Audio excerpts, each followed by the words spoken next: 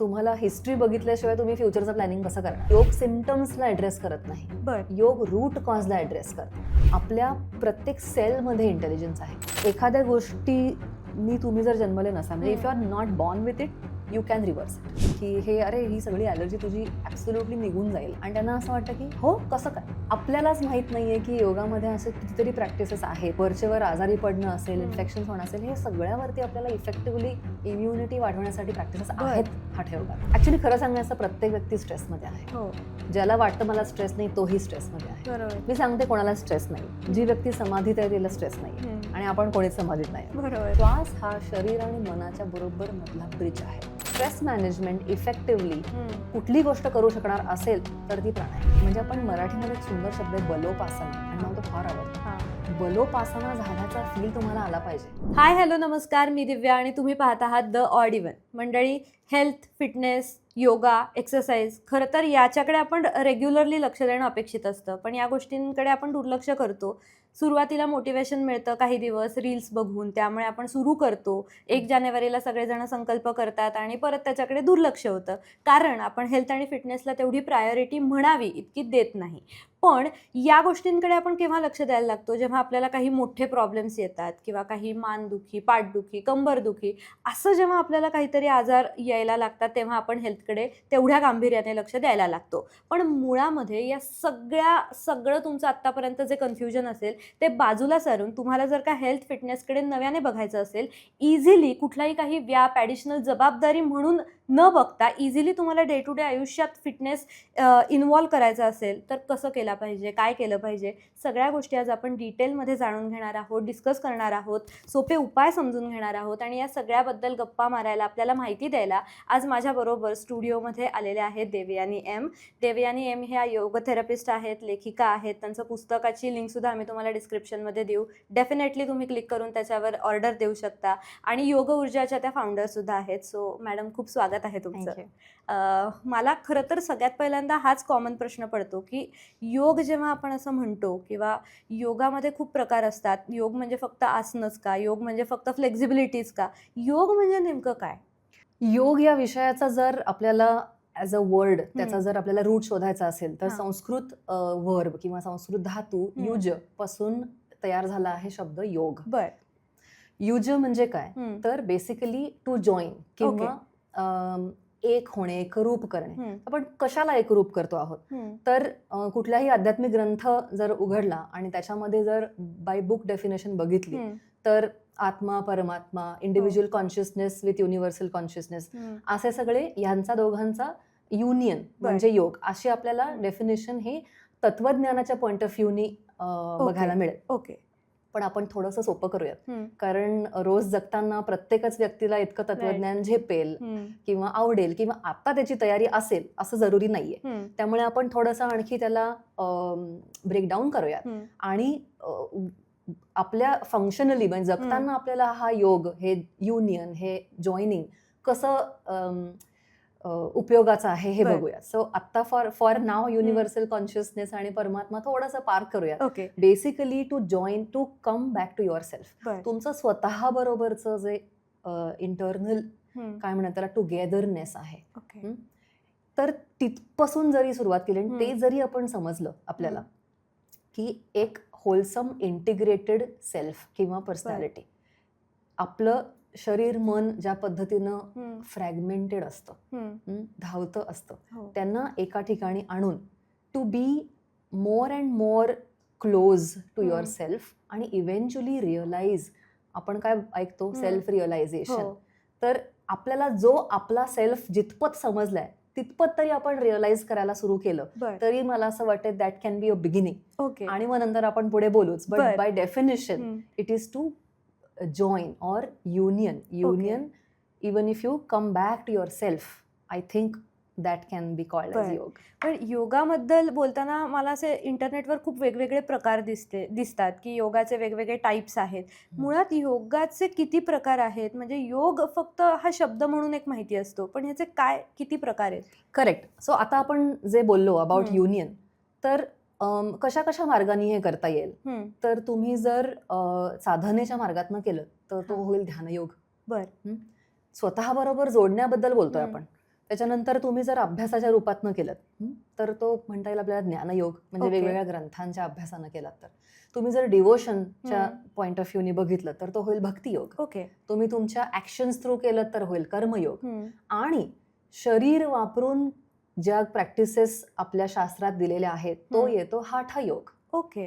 बर. ज्याच्यामध्ये आसन, प्राणायाम, बंध, मुद्रा, क्रिया हे सगळं सांगितलेलं आहे. ओके. सो आपण ज्या वेळेला योग म्हणजे आसनला रिड्यूस करतो हो. त्यावेळेला आपण योग सारख्या इतक्या वास्ट हम्म. कॉन्सेप्टच्या फक्त एका हठयोगिक शास्त्रामधला एक फक्त आसन हम्म. इतपतच उचलतं. बर. पण ऍक्च्युली योग ही इतकी मोठी कॉन्सेप्ट हम्म. आहे. म्हटलं तर एका वाक्यात सांगता येईल, हा. पण तिथे पोहोचायला हा. किती वर्ष किंवा जन्म Correct. लागतील सांगता येत नाही. पण अगेन तो रिड्यूस होतो हा फिजिकल मुव्हमेंटला. बर. त्याचं कारण आहे व्हिज्युअली आपण फोटोज व्हिडिओज बघतो इंटरनेटवरती आणि हम्म. आपल्याला वाटतं की योग किंवा योगा हम्म. म्हणजे हे फक्त आसनं करणे किंवा हम्म. वेगवेगळ्या पद्धतीनं शरीर स्ट्रेच करणे. बर. ओके. म्हणजे या सगळ्या कॉन्सेप्टमधनं आपण जेव्हा क्लिअर होतो आणि जेव्हा मी ठरवते की आता मला योगाला सुरुवात करायची आहे किंवा मला व्यायामाकडे वळायचं आहे, तर नवशिकी आहे मी, मला काहीच माहिती नाही आहे योगामधलं, मला नव्याने सुरुवात करायची आहे, तर मी कशी सुरुवात केली पाहिजे? म्हणजे सोशल मीडियावर सुद्धा खूप असे रील्स दिसतात आपल्याला की ज्याच्यामधनं लोक शिकवत असतात, वेगवेगळी आसनं सांगत असतात, पण मला सुरुवात करायची आहे पहिल्यापासनं A to Z. मी कशी माझी जर्नी असली पाहिजे? पहिली गोष्ट म्हणजे व्हिडिओज बघून नाही शिकलं पाहिजे. हम्म. कारण सापेक्षता आपण विसरतो आणि फक्त हम्म. जेवढं आपल्याला दाखवलंय आणि जेवढं समजलंय, हो. म्हणजे एकतर तो जो बोलणारा किंवा बोलणारी व्यक्ती आहे हम्म. त्याच्या लिमिटेड नॉलेज किंवा तेवढ्या त्या 30 ते 60 सेकंदामध्ये आपल्याला जेवढं मिळेल हम्म. त्यातनं आपल्याला जेवढं समजेल तेवढंच आपण रिक्रिएट करायचा प्रयत्न करतो. त्यामुळे ती Right. खूप रिड्युस्ड आणि खूप अशी सर्जिकल अशी गोष्ट होते. बर. तर तसं तर ऍब्सोल्युटली शिकलं नाही पाहिजे. हम्म. म्हणजे कुठलेही व्हिडिओज बघून हम्म. कुठल्याही सोशल माध्यमातून हे शिकलं नाही पाहिजे. बर. नुसतं पुस्तक वाचूनही नाही केलं पाहिजे, हम्म. कारण त्याच्या मागचं बिटवीन द टेक्स्ट कळत नाही, ओके. त्याच्या मागचं एक्सप्लेनेशन समजत नाही. हम्म. त्यामुळे सगळ्यात पहिली स्टेप आहे चांगली टीचर शोधणे. ओ. बर. That should be the beginning. हम्म. आणि मग त्याच्यानंतर तुम्ही स्ट्रक्चर्ड पद्धतीनं प्रॅक्टिस हम्म. सुरू करायला हवी. बर. आणि आपण फक्त हठयोगाबद्दल बोलत हो. आहोत हो. म्हणून मी सांगते. त्यामुळे स्ट्रक्चर्ड पद्धतीनं प्रॅक्टिस कुठल्या हम्म. तरी चांगल्या टीचरकडे जाऊन तुम्ही हम्म. क्लास लावा. तुम्हाला ग्रुपमध्ये करायचंय, इंडिव्हिज्युअल ट्रेनिंग करायचंय. पण मी हे पण सांगेन की तुमच्या ह्या योगाच्या जर्नीमध्ये हम्म. मग तुम्ही योगाकडे कुठल्याही कारणाने वळाला जरी असाल, हा. मग ते शरीराला व्यायाम हवा म्हणून वळला असाल, हम्म. मनासाठी वळला असाल, हम्म. झोपेसाठी वळला, ज्या कुठल्या कारणासाठी वळला असाल, तरी पॅरलली जितका तुम्हाला वेळ मिळेल तितकं थोडंसं वाचन जर ठेवलं बर. तर तुमच्या त्या करण्याला हम्म. थोडासा सपोर्ट राहतो. तुम्ही जे करताय ते का करताय, ओके. कारण नाहीतर मग ती खूप रुक्ष प्रॅक्टिस होते. बर. त्याच्या मागचा थोडासा एक बेस फाउंडेशन जर असेल तुमच्या बरोबरीनं, हा. तर तुम्ही मेकॅनिकली क्लासला गेलाय, हम्म. काहीतरी केलंय आणि आलंय असं हम्म. होणार नाही.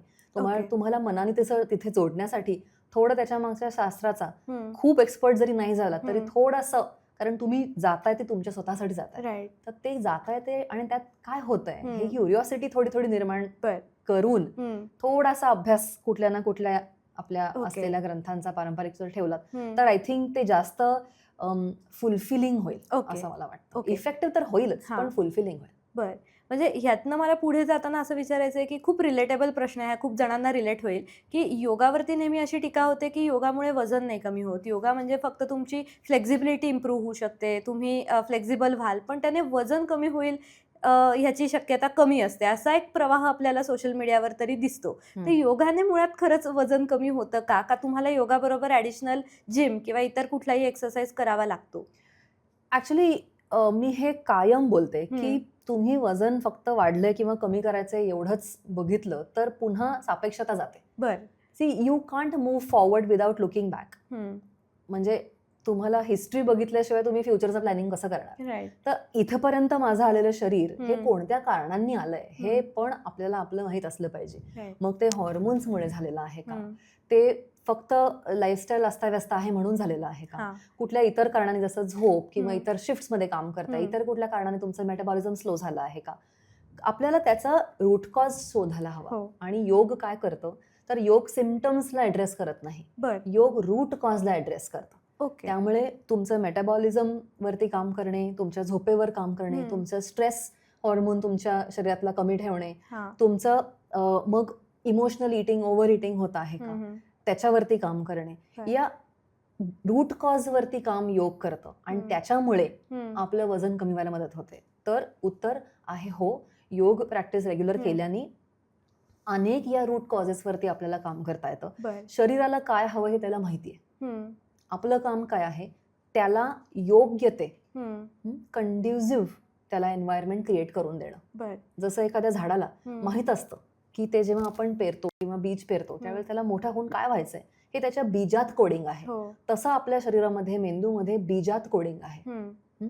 आपल्या आपल्या प्रत्येक सेलमध्ये इंटेलिजन्स आहे.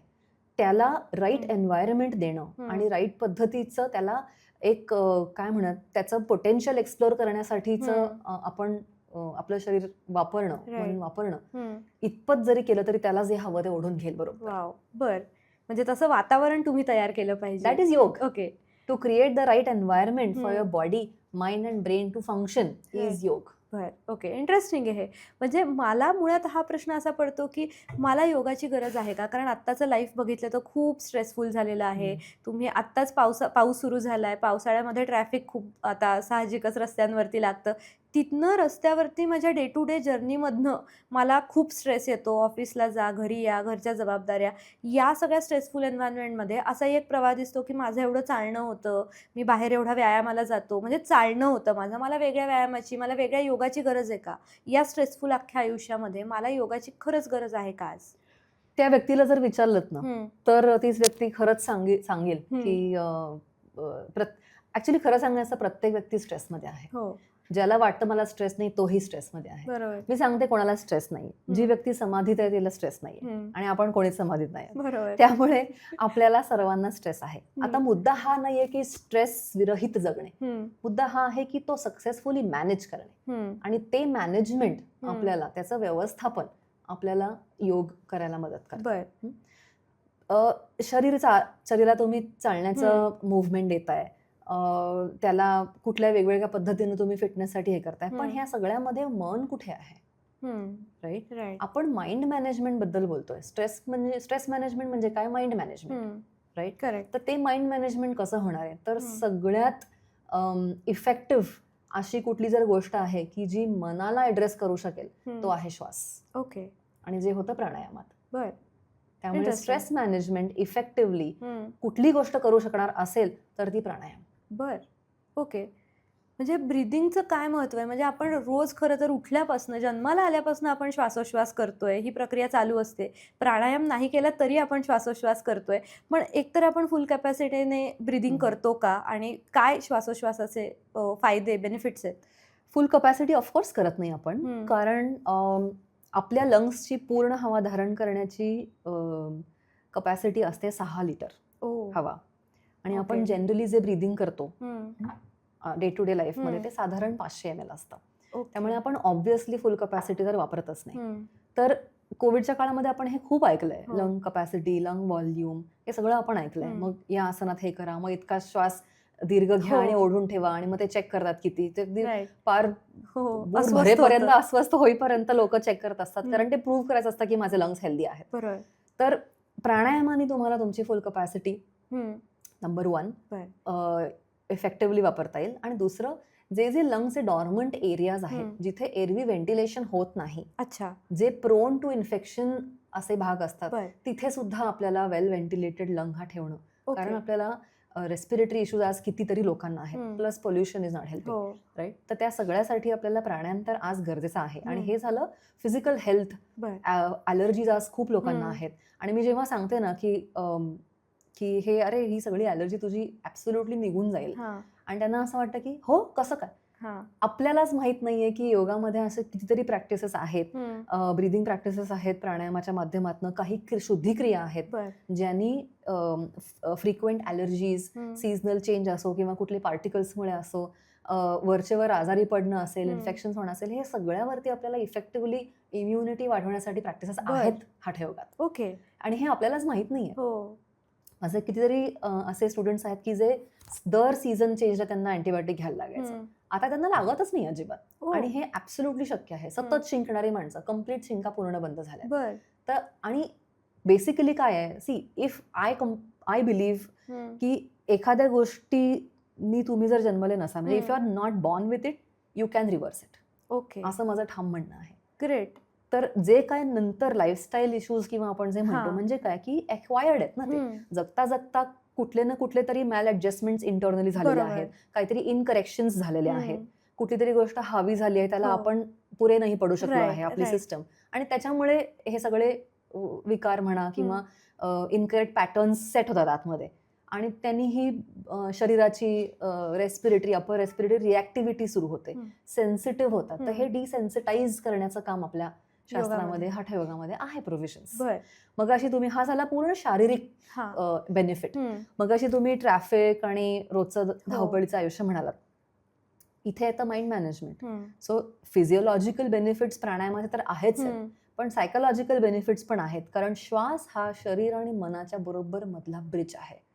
तुम्ही श्वासाच्या मार्गे मनाला ऍड्रेस करू शकता. बर.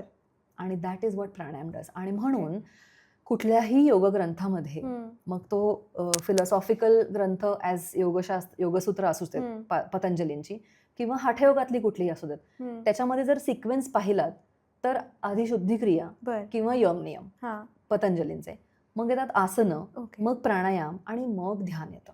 ओ, त्यामुळे प्राणायाम हा आसन आणि ध्यानाच्या बरोबर मधला आहे, कारण आसनं हेल्प करतात प्राणायाम चांगला होण्यासाठी, प्राणायाम हेल्प करतं ध्यान चांगलं लागण्यासाठी. करेक्ट. तर ही प्रत्येक स्टेप जर आपण व्यवस्थित केली तर पुढचा टप्पा आणखी एफिशियंटली करू शकतो. बर. आणि मगाशी मी जसं बोलले की आपलं काम आहे त्याला राईट एन्व्हायरमेंट क्रिएट करू देणं, ते आपोआप पुढच्या स्टेपला जातं. बर. कारण ह्युमन ब्रेनला प्रोग्रेस आणि ग्रोथ हवीच असते, नाही म्हणलं तरी हवी असते, करेक्ट. आणि ती अपसूक पुढे जाण्यासाठीचे ह्या सगळ्या ओके. प्रोव्हिजन्स आहेत. बर. इंटरेस्टिंग आहे. म्हणजे आत्ता तुम्ही म्हणला की योगामध्ये जवळपास आपल्या सगळ्या प्रॉब्लेम्सचं सोल्युशन आहे, पण सगळ्यात कॉमनली प्रश्न हाच विचारला जातो की मी योगामुळे माझं बेली फॅट कमी करू शकते का, आणि ह्याच्यासाठी मी कुठली आसनं केली पाहिजेत, काय ह्याच्यावर योग सांगतं? शास्त्रांनी स्पॉट रिडक्शन म्हणजे एका कुठल्या तरी भागाचं फॅट कमी करणे ही संकल्पनाच खोडून टाकली आहे. ही असं होतच नाही. सो आपण नाही डिसाईड करू शकत की मला इथलं फॅट कमी करायचंय, मग इथलं फॅट कमी करायचंय, इथलं फॅट कमी करायचंय, हे आपण नाही ठरवू शकत. ते आपलं काम आहे अगेन आपलं आहार, आपली हालचाल म्हणजे व्यायाम, आपलं झोप, जे जे बिल्डिंग ब्लॉक्स ऑफ फिटनेस आहेत त्यांच्यावर काम करणं आपलं, तिथपर्यंत आपला हात आहे. त्याच्या पुढे स्पॉट रिडक्शन नावाचा प्रकार नाहीच आहे. मला हे खूप लोक विचारतात की पोट कमी करायचं कुठलं आसन करू, पण तुम्हाला सर्वांगालाच केलं पाहिजे. ते पूर्ण शरीर तुमचं वापरलं जाईल अशा पद्धतीचे व्यायाम केले गेले पाहिजेत. आणि त्याच्या बरोबरीनं तुमची झोप आणि आहार, हे दोन गोष्टी. सो 4 पिलर्स जर आपण बघितले, जर टेबलला 4 पाय असतात तर ते स्थिर राहतं, तसं फिटनेस मेंटेन करण्यासाठी व्यायाम, आणि हे रॅन्डम ऑर्डर मध्ये सांगते, व्यायाम, आहार, झोप म्हणजे रेस्ट, आणि आपलं माइंड मॅनेजमेंट म्हणजे स्ट्रेस आणि रिॲक्टिव्हिटीज आणि हे सगळं. सो हे चारही गोष्टी हँड इन हँड जाणं गरजेचं आहे, तर ते फिटनेसचं टेबल स्थिर राहील. ओके. बरं, इंटरेस्टिंग आहे. म्हणजे कुठल्याही एका डेडिकेटेड आसन मी आज यूट्यूबवरती बघून माझं बेली फॅट नाही रिमूव्ह करू शकत किंवा कमी नाही करू शकत. फक्त डिसअपॉइंटमेंट हाती येईल, कारण तसं नाही होत. बरं, ओके. ह्याच्यानंतर विचारला जाणारा पुढचा प्रश्न की आता मला योगाची जर्नी सुरू करायची आहे, मी किती वेळ योग केला पाहिजे? काही म्हणजे 1 तास, अर्धा तास, किंवा सकाळीच केला पाहिजे, रात्री केला पाहिजे, कधी केलेला जास्त बेनिफिशियल ठरू शकतो? वेळ ऑफकोर्स तुमच्या शेड्यूलनुसार तुम्ही ठरवा, पण असं नाही व्हायला पाहिजे की आपण पळवाटा शोधतोय. म्हणजे मध्यंतरी मला एकांनी विचारलं होतं की what are the must do and should do practices. तर आपण आधीच त्याला एक रेष बांधतोय की मस्ट डू फक्त सांगा, म्हणजे बेअर मिनिमम सांगा फक्त मला, तेवढंच मी करणार.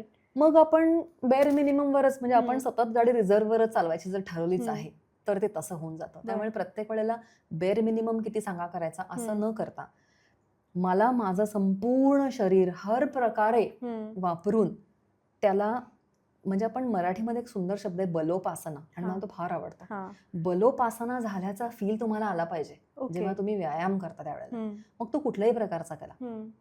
पहिली गोष्ट, आयडियली मी म्हणेन की 1 तास तुम्ही स्वतःच्या बलोपासनेसाठी काढलाच पाहिजे रोज. बर. अगदी मॅक्सिमम कन्सेशन 15 मिनिटाचं देईन, पाऊण तास बर. तरी काढा. वेळ तुमच्या सोयीनं परत ठरवा. हम्म. सकाळी वेळ असेल तर डेफिनेटली केलं हम्म. तर तुम्ही you will be fired up for the day. हा. तुमचा ॲटिट्यूड राईट असेल, हम्म. तुमची एनर्जीज तुम्हाला हेल्प करतील पूर्ण दिवस. राईट. पण जर काहींचं शेड्यूल असं असेल की बाबा सकाळी डबे भरायचे आहेत, हम्म. सकाळी आवरावर आहे, मुलांना शाळेत पाठवायचं आहे आणि लगेच निघायचं हम्म. ऑफिसला, नाही जमत आहे, दॅट इज फाईन. बर. संध्याकाळी करा. हम्म. जी कुठली तुमची वेळ तुम्हाला सपोर्टिव्ह आहे तुमच्या कन्सिस्टंट प्रॅक्टिसला. बर. सो कुठली वेळ योग्य, हम्म. कन्सिस्टंटली जी तुम्ही पाळू शकाल ती वेळ योग्य. ओके. सकाळी केलं तर you will be fired up hmm. For the day. Hmm. संध्याकाळी केलं तर दिवसभराचा सगळा स्ट्रेस, शरीरात भरलेलं सगळं काय म्हणतात त्याला, स्टिफनेस म्हणा हम्म. किंवा जे काय आपण कॅरी केले त्या हो. सगळ्याचा निचरा करणे, बर. हे संध्याकाळी मदत होईल. हम्म. सो दोन्हीचे त्याचे ऍप्लिकेशन्स ओके. आणि बेनिफिट्स आहेत. बर. तुम्ही जे कन्सिस्टंटली हम्म. पाळू शकाल हम्म. ते करा. एक ओके. दिवस पहाटे उठून केलं हा. शक्य होतं म्हणून, आणि मग नंतर काहीच झालं नाही, हम्म. असं केलं तर पुन्हा डिसअपॉइंटमेंट होते हम्म. आणि आपलं मन तर फार काही आपल्या हातात एनिवेज हो. नसतं. त्यामुळे त्याला खूप जास्त त्याचं डिव्हिएशन होऊ नये बर. हे बघायला लागतं. त्यामुळे मी कायम सांगते, हम्म. लो हँगिंग डिसिजन्स घ्या okay. When it comes to fitness. Hmm. म्हणजे काय, मला सहज काय शक्य आहे हा. ते करा. ओके. मला सहज संध्याकाळी जमणार आहे ना, ॲब्सोल्युटली सकाळचं प्रेशर घ्यायचं नाही हम्म. आणि संध्याकाळी यायचं. बिकॉज खूप वेळेला फक्त शो अप करणं हा. सुद्धा is a mark of your progress आणि ग्रोथ. ओके. आणि ते शो अप करण्याला आपल्याकडे कमी मार्क दिले हो, जातात बरोबर. आणि ते असंच व्हायला पाहिजे जास्त दिले जातात. तर ते Right. थोडंसं तिथे शिथिल करून हम्म. कन्सिस्टंटली शो अप, दॅट्स हम्म. More important than Wien you do. बर. पण असं समजा होत असेल की काही दिवस म्हणजे 1-2 दिवस सकाळी केलं, मग नंतर परत मला सकाळी नाही जमलं, सो मी परत 2 दिवस संध्याकाळी, वेळ समजा अशी बदलत गेलो तर त्याचा काही वेगळा इफेक्ट होतो किंवा फायदाच होत नाही, असं काही होतं? नाही, असं नाही होणार आहे. हा. म्हणजे ॲब्सोल्युटली आत्ताच्या ज्या पद्धतीनं आपण जगत आहोत, हो. तुम्ही तुमची सोय बघूनच केलं पाहिजे. आपल्याला ओके. प्रॅक्टिकलीच डिसिजन घेतले गेले पाहिजे. हम्म. जेव्हा जमेल तेव्हा करा, बर. As much as possible, as far as possible, बर. But do it. ओके. कारण आपण आज बसतोय भरपूर, हो. इधर खूप उभं तरी राहतोय हम्म. किंवा खूप बसतोय तरी. बरोबर. तर मुव्हमेंट पॉवर्टी खूप येत चालली, हम्म. स्पेशली बसून काम करणाऱ्यांना. राईट. त्यामुळे अट्टाहास सुरुवातीला करायचा नाही. ओके. गेट एक रिदम येऊ दे, एक लय येऊ दे हम्म. तुमची, आणि मग तुमचं शरीरच तुम्हाला छान त्यावेळेला जागं करेल की Right. चलो लेट्स डू इट. बरोबर. ओके. म्हणजे आत्ता आपला बसण्याचा विषय निघालाच आहे, तर IT चे जे एम्प्लॉईज आहेत त्यांना हा खूप कॉमन प्रॉब्लेम असतात की मानदुखी, पाठदुखी, कंबरदुखी. 8-8 तास कंटिन्युअसली त्यांना बसावं लागतं स्क्रीनसमोर. त्यामुळे बसण्याची पोझिशन, पोश्चर इथपासून सगळ्या प्रॉब्लेम्स त्यांना लवकरच्या वयात सुरू झालेले असतात. यावरती काय सोल्युशन्स असू शकतात? कशा पद्धतीने त्यांनी ऑफिस आवर्समध्ये काही क्विक त्यांना एक्सरसाइजेस किंवा क्विक स्ट्रेचिंग किंवा कसं करता येऊ शकेल? करेक्ट, ते ॲक्च्युली गरजेचंच आहे. हम्म. ऑफिसमध्ये काम करणाऱ्यांनी लिटरली 2-3 मिनिटामध्ये काही गोष्टी होतील हम्म. अशा करता येतील बर. त्यांना. 2 मीटिंग्सच्या मध्ये असेल किंवा हम्म. थोडंसं आता लोड कमी आहे हा. त्यावेळेला. पण एकतर 45 मिनिट्स किंवा मॅक्सिमम 60 मिनिट्सपेक्षा जास्त बसायचं नाही. बर. उठायचं. फोन आला तर उभं राहून बोला, हम्म. किंवा वॉक करत बोला हा. शक्य असेल तर. हम्म. त्याच्यानंतर तुमची मान 6 हम्म. दिशेंनी तुम्हाला वळवता येते. हम्म. ओके, त्याला ब्रह्ममुद्रा म्हणतो बर. आपण योगामध्ये. हम्म. वर खाली टर्न हा. आणि बेंड. ओके. 6 दिशेला मान, हम्म. 7 दिशेला पाठ, बर. पुढे मागे, हा. 2 साइड्स, ट्विस्टिंग आणि एक्सटेन्शन. ओके. ओके, सो 6 दिशेनी मान, 7 दिशेनी पाठ, हम्म. आणि त्याच्यानंतर थोडे deep breaths. Okay. Okay, so 4 गोष्टी बघितल्या. बर. मधनं उठायचं, हम्म. मानेसाठीचं स्ट्रेचिंग, पाठीसाठी पूर्ण हम्म. सगळ्या साईडनी, आणि दीर्घ श्वास. ओके. इतपत बेसिक तुम्ही एक 2 ते 3 हम्म. मिनिटामध्ये करू शकता. बर. तेवढं जरी केलं तुम्ही हा. दर तासाला 2 हम्म. तासाला, पण उठायचं 1-1 तासांनी. बर. तरी सुद्धा आपल्याला दिवसाच्या शेवटी हम्म. पूर्णच गळून गेलोय, हम्म. अगदीच आंमलंय अंग, कारण ऑलरेडी AC असतो. हो. तर हे करत राहणं आणि स्वतःच्या शरीरातली आणि मनातली ऊर्जा ही पूर्ण डिप्लीट न होऊ देणं, हम्म. I think that is something सगळ्यांनी केलं पाहिजे या Right. अशा मार्गाने. सो डीप ब्रिदिंगच्या मार्गाने ऑफकोर्स लंग्स आणि शरीर तर हा. मोर ऑक्सिजन हे सगळं मिळेलच, हम्म. पण मनाला पण त्यांनी आपण ऍड्रेस करू. Okay. आणि ह्या स्ट्रेचिंग हे जे बेसिक हो. सांगितले त्यांनी आपल्याला बेसिक पाठ मानेची आपण काळजी घेऊ Right. शकतो.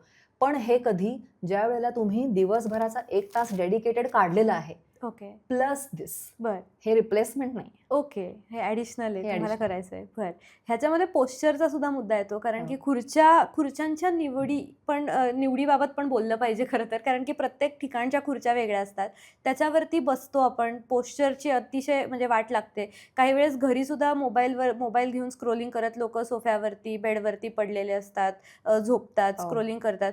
पोश्चर माझं खराब झालंय हे मुळात मी आयडेंटिफाय कसं करायचं आणि ते सुधारण्यासाठी मी काय करायचं? आपल्याला मांडी घालून जर सरळ बसता येत असेल ना, हम्म. तर I think your fine.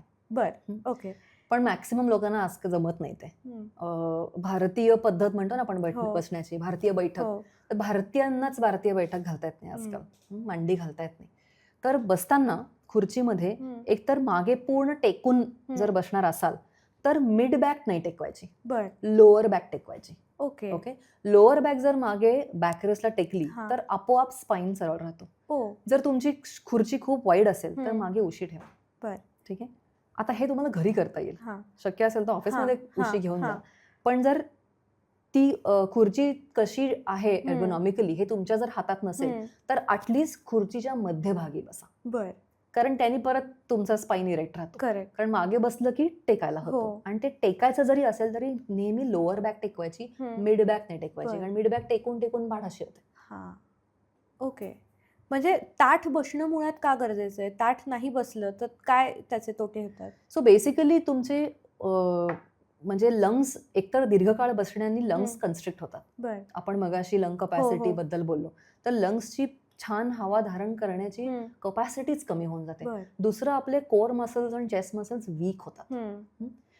मिडबॅकची flexibility ही खूप महत्वाची आहे. ओके आपण इंग्लिशमध्ये जेव्हा म्हणतो की you are as old as the flexibility of your spine, हा तर पाठीचा कणा आणि त्याच्या बाजूचे मसल्स हा ह्यांचा सपलनेस पण जातो. बर म्हणजे आपल्याला वाटतं की असं बसणे हम्म. टेकून सोफ्यावर म्हणजे आपण रिलॅक्स्ड बसलो, हो पण जर आपले पाठीचे मसल्स आणि स्पाइन बोलू शकले तर ते हम्म. म्हटले असते की मी रिलॅक्स नाहीये. बर आणि आपल्या स्पाइनचा एक नॅचरल कर्वेचर आहे. आपला पॉश्चर खराब होणं म्हणजे तो नॅचरल कर्वेचर आपला आपण लूज करणं. बर so we lose our natural curvature of spine, आणि मग वेगवेगळे स्पाइनचे विकार त्यांनी सुरू होतात. बर म्हणजे म्हणून सरळ बसायचं. पण सरळ बसणे म्हणजे तुमच्या स्पाइनला तुम्ही तुमच्या नॅचरल कर्वेचर मध्ये बसवणे. Okay that is why. पण तरी सुद्धा जास्त वेळ ताट बसू शकत नाही, कारण हल्ली खूप जण ताट बसले तरी थोड्या वेळाने पुन्हा असे होतात. ताट बसल्यामुळे असा त्रास का होतो? Because of lack of training. अच्छा त्या मसल्सचं ट्रेनिंग कमी हम्म. आहे म्हणून ते थकतात आणि बरं. म्हणून त्याला लूज पडावं असं वाटतं. ओके पण जितकी तुम्ही जास्त ही वेगळी योगासनं असतील, सूर्यनमस्कार हम्म. आहेत किंवा कुठल्याही प्रकारचे व्यायाम हम्म. केलात तर त्या मसलचा सपलनेस त्या बॅक मसल्सला इरेक्ट आणि स्पाइनला इरेक्ट राहण्यासाठी कष्ट पडणार नाही. हा आपल्याला ते सरळ बसता येत नाही कारण ते कष्ट वाटतात, पण ज्यावेळेला ते ट्रेन होतील त्यावेळेला त्यांना तो त्यांचा स्थायी भाव वाटेल. बर and that is what okay that is where we should go. Correct okay